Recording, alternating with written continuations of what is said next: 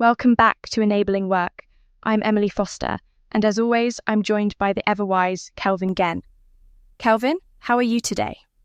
Hey, Emily, I'm good. Thanks. Excited for this one.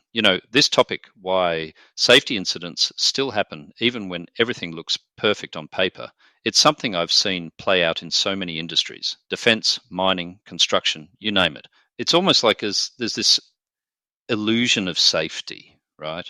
Absolutely. I mean, you walk into a workplace and there are these thick safety manuals, procedures for every little thing, and daily briefings. But then something still goes wrong, and everyone's left scratching their heads thinking, but we did everything by the book. Yeah, and that's the thing. There's this gap between what we call work as imagined, the way things are supposed to happen according to the procedures, and work as done, which is what actually happens on the ground.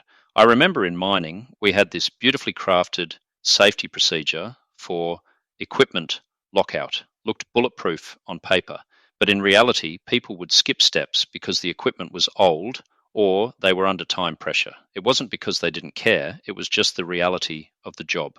That's such a good point. And it's not just mining, is it?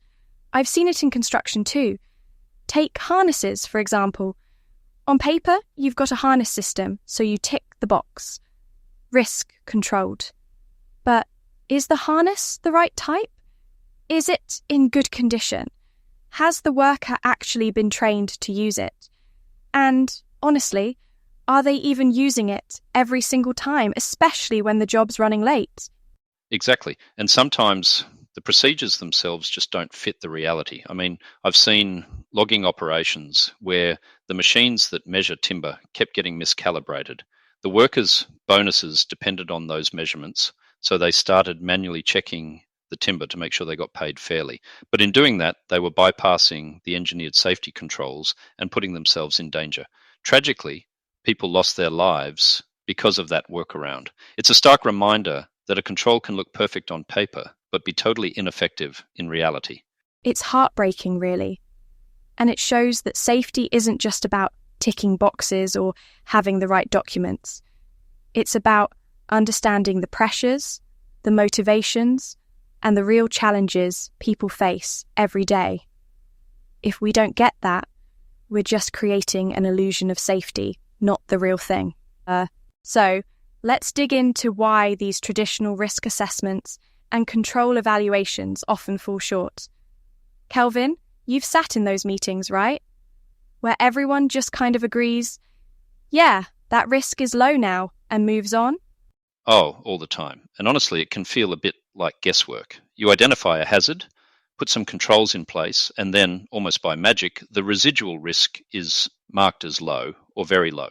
But how do we actually know? Most of the time, it's based on expert opinion, not on how those controls perform in the real world. There's this binary thinking, effective or not effective, but reality is way more nuanced. Exactly. And that's where the gradient comes in, right? It's not just black and white. There are all these little factors: equipment condition, training, time pressures, even just how easy it is to use the control. I remember a hospital I worked with where the administrative controls looked fantastic on paper. Loads of checklists, sign-offs, the works. But in practice, staff were so stretched that they skipped steps to keep up with patient care. It led to a near miss with medication. The paperwork said safe, but the reality was anything but. That's such a classic example. And it's not just about blaming people for not following the rules. Sometimes the rules just don't fit the situation, or the system relies too much on people being perfect, which, let's be honest, is never going to happen. We need to look at how controls actually work in the messy, unpredictable world of real work. And that's where the idea of safety differently comes in, isn't it? Instead of just imposing rules, we start involving people in creating and understanding safety practices. It's about safety with people, not just safety to people. We need to see the worker experience as central, not an afterthought. Yeah, and that means getting out there, observing, asking questions, and really listening. Sometimes the best insights come from the people who are actually doing the work, not the ones writing the procedures. It's about bridging that gap between theory and practice and being honest about where our controls are strong and where they're not. So let's talk about a different approach. There's this control effectiveness assessment tool that I worked on with Professor Michael Bem. It's designed to move us beyond that yes or no thinking. Instead, it looks at 4 key components: robustness, human dependency, alignment, and adaptability. Each one digs into a different aspect of how a control actually works in practice. I love that. So, robustness is about how strong and reliable the control is, right? Like, is it an engineered solution that doesn't rely on people being perfect every time? Or is it just another procedure that can be skipped? Exactly. The higher up you go on the hierarchy of controls, elimination, substitution, engineering, the more robust it is. But most suggestions from learning teams, and I've seen this myself, end up being administrative controls, procedures, training, supervision. In fact, research shows that 70 to 86% of controls in mining and other industries are administrative. That's a lot of reliance on people doing the right thing every time, under pressure. And that's where human dependency comes in. It's about the user experience. How easy is the control to find, to use, and do people actually trust it? I mean, if a control makes someone's job harder, they're going to find a workaround. It's just human nature.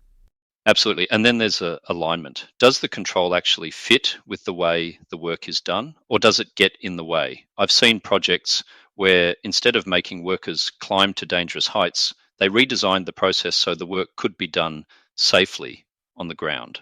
And that's alignment in action, bringing the work to the worker, not the other way around.